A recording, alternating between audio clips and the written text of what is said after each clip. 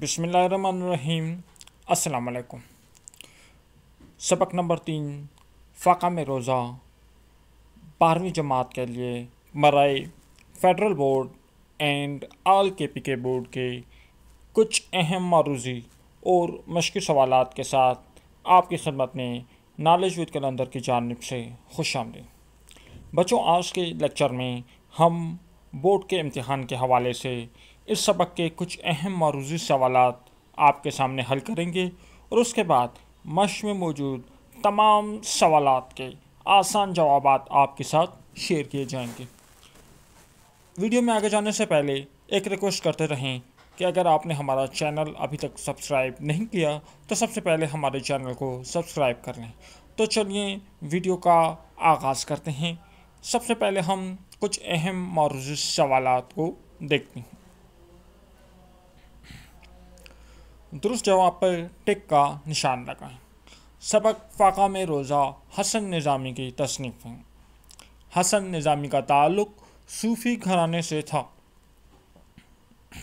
سبق فاقہ میں روزہ دہلی کے ایک تاجدار کنبے کا فسانہ ہے۔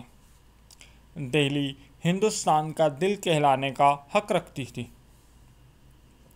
مرزا سلیم رشتے میں مرزا شہزور کے ماموں تھے۔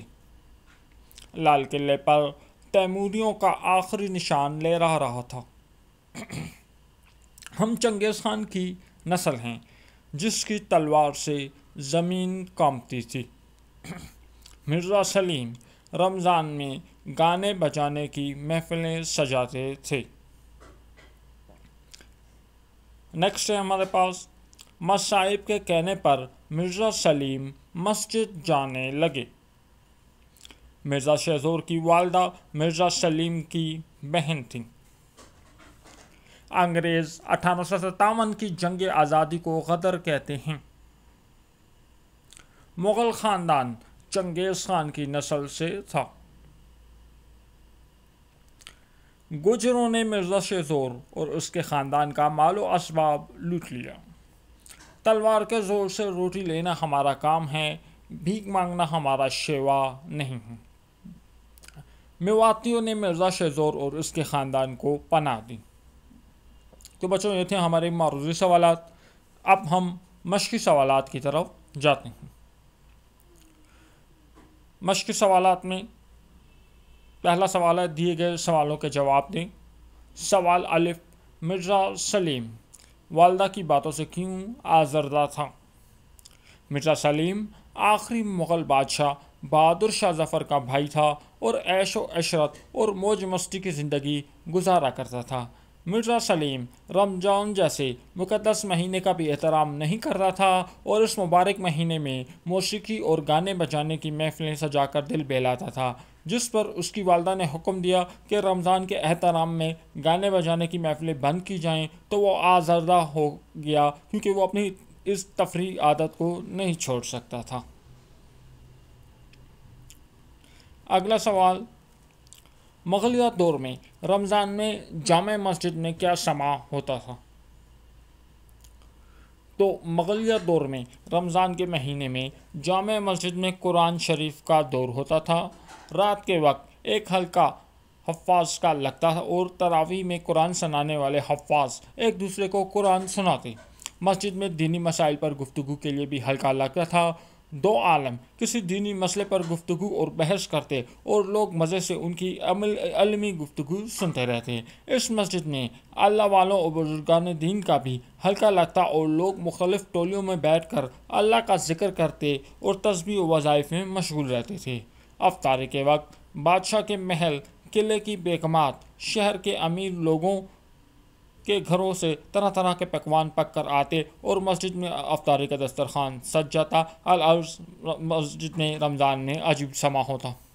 سوال نمبر ج، 1857 کے بعد رمضان میں اس مسجد کی کیا حالت تھی؟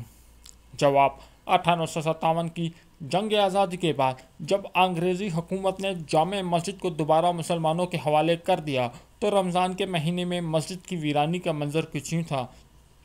چند مسلمان میلے کچیلے پیوند لگے کپڑے پہنے مسجد میں بیٹھے تھے۔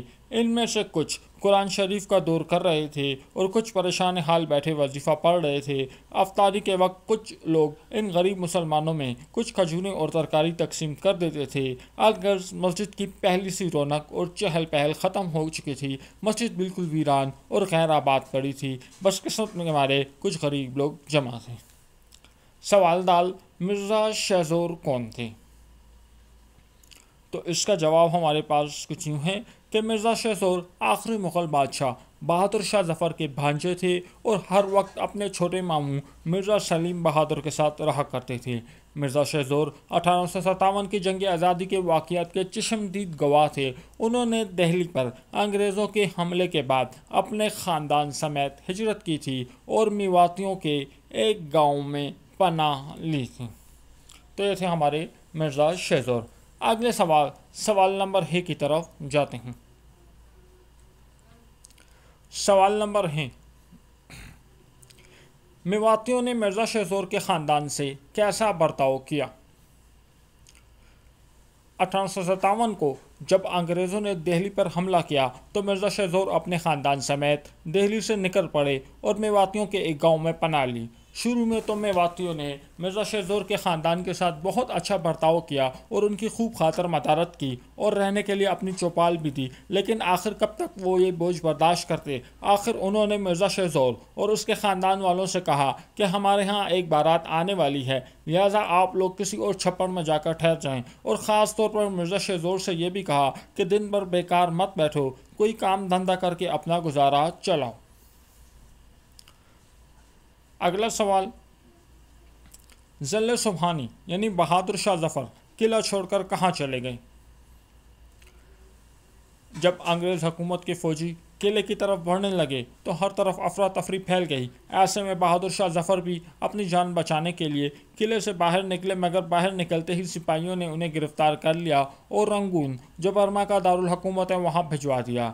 آپ آخری وقت تک وہاں رہے اور رنگون میں ہی قید کی حالت میں وفات پا گئے۔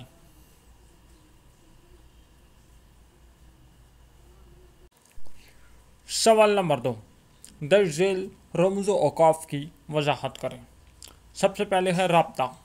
جب جملے میں وقفے سے زیادہ ٹھہرنا مقصود ہو تو رابطہ کا استعمال کرنا ہے، جہاں جملے کی کسی سابق بات کی تشریح یا تصدیق کرنی ہو۔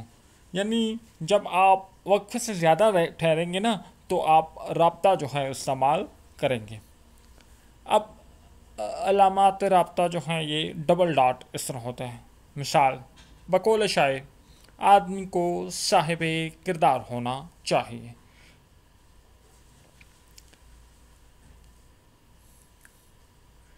رابطہ کی علامت ان دو جملوں کے درمیان بھی استعمال ہوتی ہے جو ایک دوسرے کی ضد ہوں مگر دونوں مل کر جملہ مکمل کر لیں۔ اس کی مثال آپ کو دیتے ہیں: انسان چل سکتا ہے اڑ نہیں سکتا۔ اب چلنا اور اڑنا ایک دوسرے کی ضد ہیں۔ دوسرا ہے تفصیلیہ۔ نام سے ظاہر ہے تفصیل بیان کرنا۔ یہ لفظ تفصیل سے نکالا ہے جس کے معنی ہے علیحدہ کرنا۔ جب مثال، فہرست یا تفصیل بیان کرنی ہو تو یہ علامت لگاتے ہیں۔ تفصیلیہ کی علامت ڈبل ڈاٹ کے آگے ایک نشان ہے۔ مثال: لائبریری کے لیے خریدی یا کتابوں کی تفصیل یہ ہے: دیوان غالب، کلیات اقبال، عشق کا عین۔ اگلا ہے کوسین۔ کوسین کو ہم بریکٹ بھی کہتے ہیں کہ کوسین کوس کی جمع ہے۔ عبارت میں ایسا جملہ جس کا اصل مضمون سے تعلق نہ ہو کوسین میں لکھا جاتا ہے۔ اس کی علامت جو ہے یہ ایک خالی بریکٹ ہے۔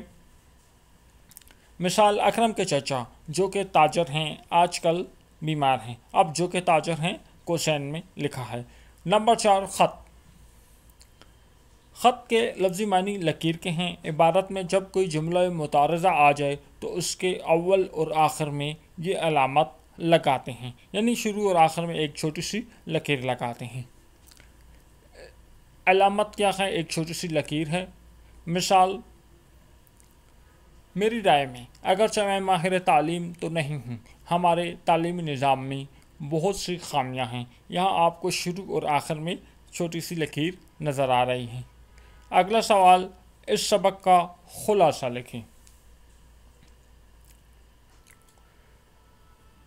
सबक फाका में रोज़ा में ख्वाजा हसन निज़ामी ने तैमूरी ख़ानदान के एक घर की दर्दनाक कहानी बयान की है जिसे पढ़कर इंसान का कलेजा फट जाता है। मुसन्निफ़ कहते हैं कि जब हिंदुस्तान पर तातारियों की हुकूमत थी तो हर तरफ ऐश और मस्ती की महफिलें थीं, लोग खुश व खरम ज़िंदगी गुजार रहे थे। लेकिन जब अंग्रेज़ों ने हिंदुस्तान में मुदाखलत की और मुग़ल बादशाह बहादुर शाह ज़फ़र को ताज व तख्त से महरूम कर दिया तो उन पर वो क़यामतें टूटी कि बयान से बाहर हैं। मुसन्निफ़ कहते हैं कि ये किस्सा बहादुर शाह ज़फ़र के भांजे मिर्ज़ा शेहज़ोर का है, जो उन्होंने अपनी ज़ुबानी कुछ यूँ सुनाया कि वो अक्सर अपने मामू मिर्ज़ा सलीम की महफ़िल में बैठा करते थे। मामू और उसके दोस्त रमज़ान में भी गाने बजाने की महफ़िलें सजाया करते थे, जिन पर उनकी वालदा ने डांटा और सख्त की तो उन्होंने गाने की महफ़िल का सिलसिला बंद करके वक्त गुजारी के लिए मस्जिद का रुख किया। उस मस्जिद में काफ़ी रौनक होती थी और दीनी महफ़िल लगा करती थी। लेकिन जब अंग्रेज़ ने हमला किया तो इस मस्जिद को अस्तबल में तब्दील कर दिया। अंग्रेज़ ने शहर में बड़ी बेदर्दी से कत्ले आम किया और बड़ी तादाद में मुसलमानों को शहीद कर दिया। बापर्दा औरतें अपने प्यारों की लाशें उठाने बाज़ारों की तरफ निकल आईं। ऐसे में मिर्ज़ा शेहज़ोर अपने ख़ानदान के साथ छुपते छुपाते निकले और किसी तरह बचकर रियासत अलूर की तरफ आ गए, जहाँ मेवात के मुसलमान किसानों ने उन्हें पनाह दी। यहाँ चौपाल पर रहना शुरू किया तो बीवी भी फोत हो गई और हालात बहुत ख़राब हो गए। उनकी वालिदा शुरू में सदका और ज़कात कबूल करने से इनकार किया। जब रमज़ान के रोज़ों में फाके आए तो मजबूर होकर ज़कात कबूल कर ली। कुछ अर्सा बाद जब हालात कुछ बेहतर हुए तो शेहज़ोर अपने ख़ानदान समेत दोबारा दिल्ली आ गए और अंग्रेज़ सरकार ने माहवार 5 रुपये पेंशन मुकर्रर की, जिससे गुज़र बसर होने लगी। अगला सवाल, सियाक़ व सबाक़ के हवाले से इबारत की तशरीह करें। यहाँ हमने एक इबारत मुंतखब की है कि 4-5 दिन तो आराम से गुजर गए, मगर जब आटा ख़त्म हो चुका तो बड़ी मुश्किल दरपेश हुई। सवाल करते हुए शर्म आती थी और पास से कोड़ी न थी। शाम को पानी से रोज़ा खोला, भूख के मारे कलेजा मुँह को आता था। वालदा की आदत थी कि इस किस्म की तकलीफ़ के वक्त बयान करके रोया करती थी, मगर आज बड़े इत्मीनान से खामोश थी। हवाले मतन, ये इबारत सबक फाका में रोज़ा से ली गई है, जिसके मुसन्निफ़ ख्वाजा हसन निज़ामी हैं और ये बेगमात के आंसू से माखूज़ हैं। अगला है सियाक़ व सबाक़। अफसाना निगार हसन निज़ामी ने इस अफसाने में हिंदुस्तान पर मुग़ल हुक्मरानों के आखिरी बादशाह बहादुर शाह ज़फ़र और उसके ख़ानदान की बर्बादी का जिक्र किया है। अफसाने में बहादुर शाह ज़फ़र के भांजे मिर्ज़ा शेहज़ोर की ज़ुबानी उस वक्त के हालात और वाक़ियात को बयान किया गया है कि जब अंग्रेज़ ने दिल्ली पर हमला किया तो बड़े पैमाने पर लूट मार और कत्ल आम किया। इसके बाद मुसन्निफ़ ने मिर्ज़ा शेहज़ोर और उसके ख़ानदान वालों पर आने वाले सख्त हालात का जिक्र किया है कि कैसे उन्होंने दिल्ली हिजरत की, मेवातियों के गाँव में पनाह ली। उन पर फाक़े आए हालात इतने ख़राब हुए कि यह शाही ख़ानदान सदका ज़कात लेने पर मजबूर हुआ। तशरीह, सवाल में दी गई ये इबारत अफसाने के उस मकाम से ली गई है कि जब मिर्ज़ा शेहज़ोर अपने ख़ानदान समेत दिल्ली से हिजरत करके आलूर पहुँचे और यहाँ मेवाती मुसलमानों ने उनको पनाह दी और उन्हें अपने चौपाल में ठहराया। यहाँ उन पर बहुत सी तकालीफ आई और मिर्ज़ा शेहज़ोर की बीवी भी वफ़ात आ गई। सैलाब से उनका अनाज ज़ाया हो गया तो गाँव के चौधरी ने तरस खाकर उनकी मदद की तो उनके कुछ दिन आराम और सकून से गुजर गए। लेकिन जब कुछ दिन बाद आटा ख़त्म हो गया तो तकलीफ़ों का दौर दोबारा शुरू हो गया और हालात फिर से सख्त हो गए।